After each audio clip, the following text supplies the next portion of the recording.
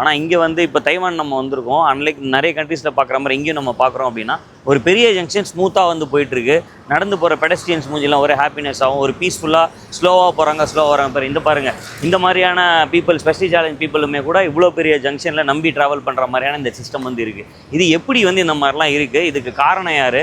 Government நல்லா regulate பண்ணியிருக்காங்க, அதனால தான் இவங்க இப்படி இருக்காங்கன்னு நம்ம சொல்கிறோம் அப்படின்னா, கவர்மெண்ட் பண்ண விஷயம் என்னென்னா ஒன்றும் இல்லை, place for everything in its place. அதுக்குன்ட்டு இடம் பவுண்டரி செட் பண்ணியிருக்காங்க. இங்கே தான் நடக்கணும், இங்கே தான் சைக்கிளில் போகணும், இங்கே தான் அந்த டூ வீலர் பார்க் பண்ணணும், இங்கே தான் கார் பார்க் பண்ண பவுண்டரி செட் பண்ணதோட கவர்மெண்ட்டோட வேலை முடிஞ்சுது. அதை ஃபாலோ பண்ணுறது இருக்குது பார்த்தீங்களா, அதுதான் இந்த ரிசல்ட்டுக்கான முக்கியமான ஒரு விஷயமா இருக்குது. 80 to 90% கான்ட்ரிபியூஷன். இந்த மாதிரி எந்த ஒரு பெனிஃபிட்ஸ் இருந்தாலுமே அதுக்கு பொதுமக்கள் ஆகிய நம்ம தான் வந்து காரணம். இவங்களோட டிசிப்ளின் தான் இது பீஸ்ஃபுல்லாக ஒரு நாளை ஹேண்டில் பண்ணுறது மிகப்பெரிய சப்போர்ட்டாக இருந்திருக்கு. இதே மாதிரி நம்மளும் நம்ம கண்ட்ரியில் ஃபாலோ பண்ண ஆரம்பிச்சிருக்கோம். இப்போ அதை நம்ம கண்டினியூஸாக பண்ணோம் அப்படின்னா இதை விட ஒரு பெட்டரான ஒரு ஈகோ சிஸ்டமை நம்மளாலையும் வந்து கொண்டு வர முடியும். இங்கே பார்த்த அப்சர்வேஷனில் இது எனக்கு பிடிச்ச விஷயம், அதனால் இதை நான் ஷேர் பண்ணுறேன்.